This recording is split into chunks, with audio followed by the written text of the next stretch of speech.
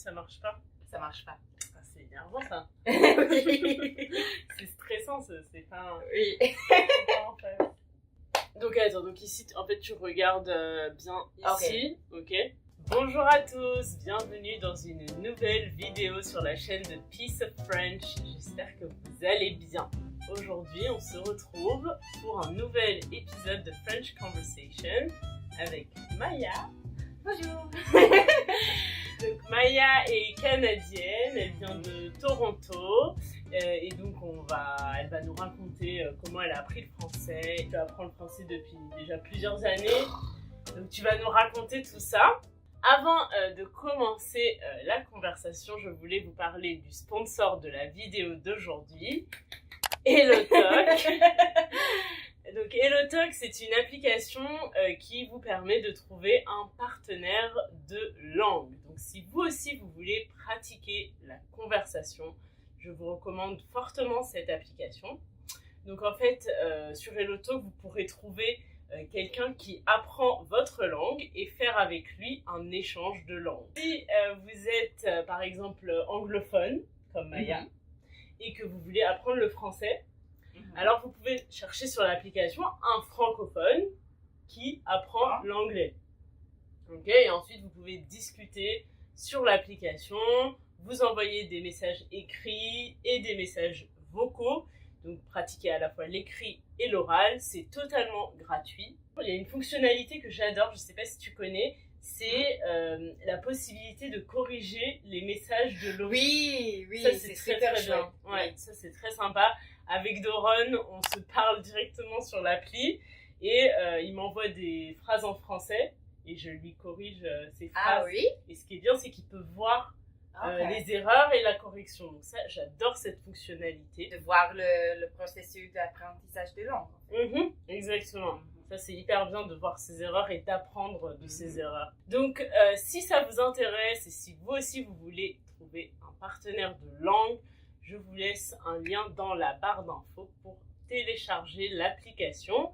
Et c'est parti pour notre conversation. J'ai toujours voulu faire ça. Dans la barre d'infos. Doron, il se moque de moi tout le temps. Tous les youtubeurs, je fais comme ça. Ça devient... Tu sais, c'est automatique. Oui. Ça devient automatique. Oh, je suis super mignon. Ok, alors Maya, est-ce que tu peux te présenter, nous raconter qui tu es Oui.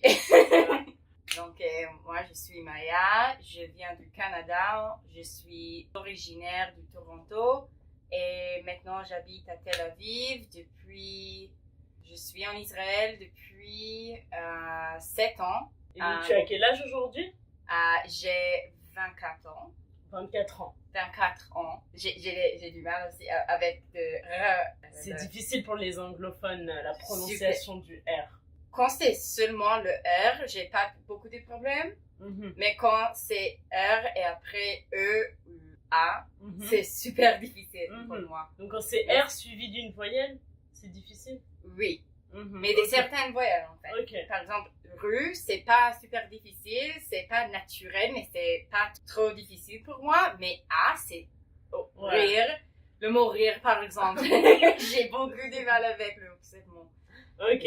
Voilà. C'est intéressant parce qu'en hébreu, on a aussi des R qui sont même encore plus prononcés que les R français. Oui, mais c'est drôle en fait, parce qu'en hébreu, ils toujours me disent que j'ai un accent d'anglophone en hébreu, mais avec des certains mots aussi. C'est pas avec tous les mots, et ça dépend aussi si je suis super fatiguée ou... Quand t'es fatiguée, tu vas avoir un accent plus prononcé. C'est plus prononcé, mais... Non, mais je comprends, moi aussi, quand je parle anglais, en général, j'ai pas trop d'accent français. Mais c'est vrai que quand je suis fatiguée, on va entendre un peu plus l'accent. Ah, ok. Pareil en hébreu. Je vais voir le jour. Ouais, tu vas faire attention maintenant. Oui. Et donc, comment tu as appris le français? Donc, j'ai commencé à apprendre le français et l'hébreu ensemble quand j'avais 5 ans. Ok. À l'école, je suis allée à une école juive. Mais l'éducation du français au Canada en général avec des anglophones, elle est très mauvaise à mon avis. J'ai pas appris le passé composé. Par exemple, avant, je pense que j'avais 12 ans peut-être. Ok. Donc, j'étais capable de seulement parler au passé, Au présent. au présent. Je pouvais commander du chocolat chaud, peut-être de parler sur les animaux, mais C'est tout. c'est tout. Et ensuite, quand je suis arrivée à Israël, j'ai appris à une cours de français dans mon lycée. Et je pense que j'étais dans la classe pour le niveau le plus haut niveau. J'ai pas compris comment je suis arrivée dans cette classe parce que j'ai pas parlé de français pendant une année. Et j'étais le pire de la classe, en fait. Mais à la fin, je me suis débrouillée et j'ai fini ce cours. Après ça, j'ai fait une pause de, je pense, 5 ans que j'ai pas parlé français du tout. Je me suis concentrée seulement sur l'hébreu. Et maintenant, je suis dans une place que je peux améliorer mon français parce que je parle couramment l'hébreu maintenant. Est-ce que tu penses que c'est possible d'apprendre 2 langues en même temps? À mon avis, je pense que c'est possible, mais ça doit être 2 langues super différentes et des niveaux différents. Par exemple, maintenant, je pense que la prochaine langue que je veux apprendre, c'est l'arabe. Et c'est très similaire à l'hébreu. Grâce à l'hébreu, je peux apprendre l'arabe. C'est plus facile d'apprendre l'arabe en anglais parce que l'hébreu et l'arabe, elles sont des langues super similaires. Ouais. Mais si c'est maintenant avec mon niveau de français, je veux commencer à apprendre l'italien par exemple, je pense que sera plus difficile. Ouais, je vois ce que tu veux dire. Tu veux dire qu'en fait ton niveau en hébreu il est tellement bon maintenant que finalement tu vas pas confondre les deux. Oui. Et ça va t'aider à apprendre l'arabe. Alors que si maintenant tu essayes d'apprendre l'italien, tu vas complètement t'embrouiller avec le français. Oui. Et du coup, ça va aussi affecter ton français. Oui.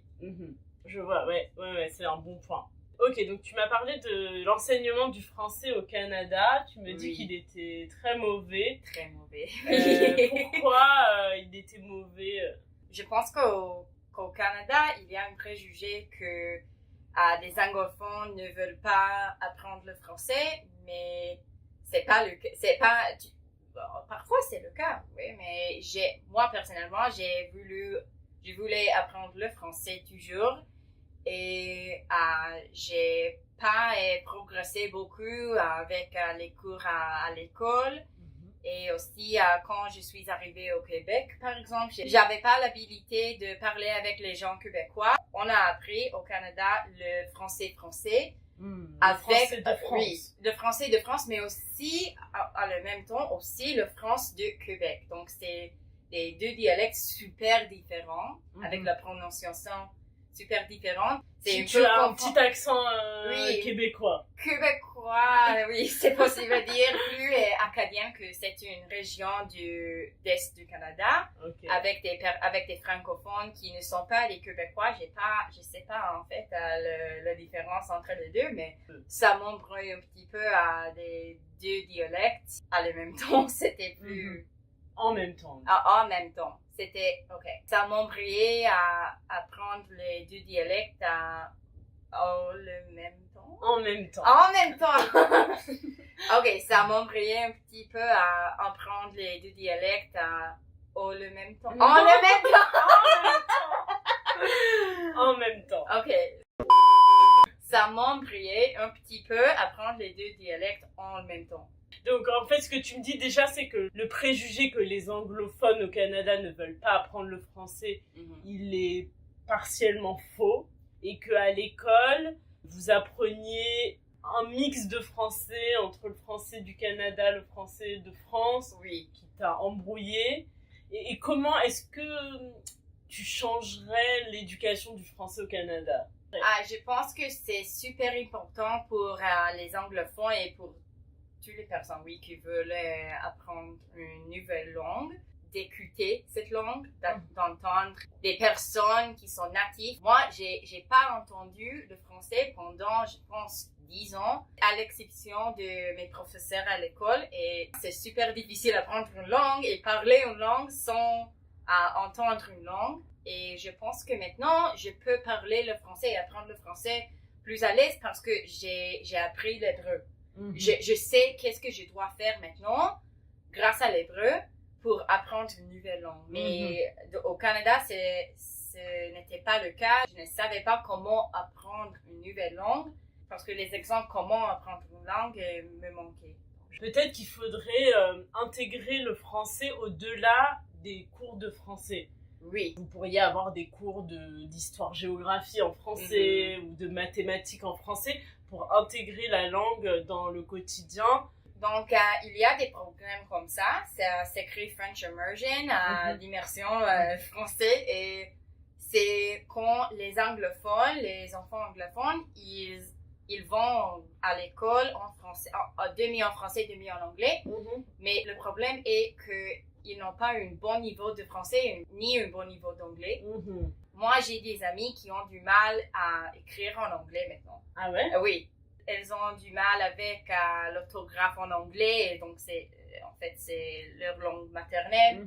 Elles n'ont pas appris l'anglais comme il faut, et ni le français. Donc c'est un petit peu problématique. D'accord. Est-ce que tu envisages de retourner vivre au Canada? Pour moi, non. Je ne peux pas imaginer que je voulais rentrer au Canada.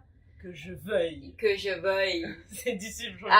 C'est le subjonctif. J'ai du mal avec le subjonctif. Je suis hyper contente en Israël. J'ai beaucoup des amis, j'ai un copain.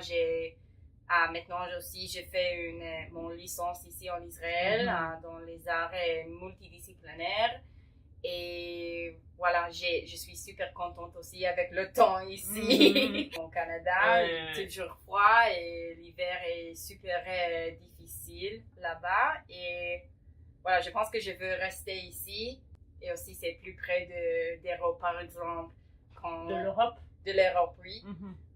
Quand nous ne sommes pas dans l'époque de Corona, c'est plus...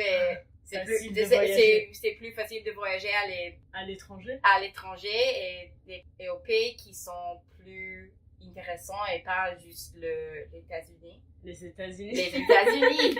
Et c'est très intéressant les États-Unis. Il y a plein de choses à faire là-bas. Oui. Si, attends. Aux États-Unis, je pense que c'est le pays où tu peux voyager là-bas. Tu peux rester des mois. Comme chaque État. Facilement. Chaque État est comme un pays, tu vois. Oui. Le Texas, c'est plus grand que la France, par exemple. Oui. Donc, je suis pas d'accord. Oui. Je pense que le boule du plastique qui est dans l'océan maintenant, je pense qu'elle est... Elle est 2 fois plus grande que le Texas? Oui. Mais c'est quoi cette bulle de plastique? C'est une bulle de plastique. Tous les gens, ils jettent leur plastique, leur bouteille de plastique. C'est pas vraiment une bulle. Une bulle, c'est like a bubble. C'est pas une bulle, c'est une balle. C'est une balle. Une balle, like a ball? It's like a giant ball of plastic floating in the ocean. Ok, wow. Et tu dis que c'est 2 fois la taille du Texas, wow. Oui. Okay. Et donc tu me dis que tu étudies l'art multidisciplinaire. Tu peux nous parler un peu de tes études, de qu'est-ce que tu étudies? Je fais une licence des arts. Les arts multidisciplinaires, c'est juste un nom et un titre plus impressionnant. Ouais. Que juste les arts. Donc moi, j'ai déjà fait la photographie et les dessins. Je suis une dessinatrice et une photographe. Donc pour ces raisons, j'ai voulu apprendre les arts. Maintenant, je suis dans ma 3e année des études. Il reste juste une année et je finirai. C'est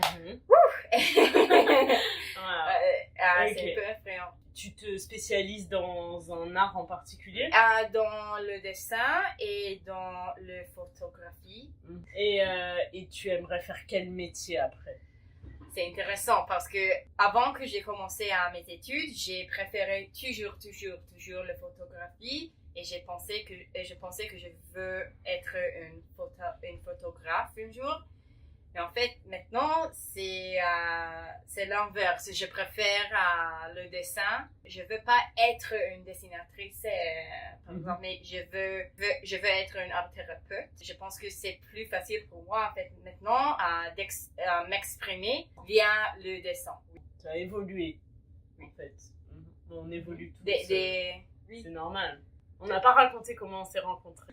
Donc j'ai commencé comme une abonnée et j'ai cherché des vidéos en français qui étaient de mon niveau. Et j'ai trouvé Elsa. La première vidéo que j'ai vue, c'était la vidéo avec ta sœur, en fait. La conversation.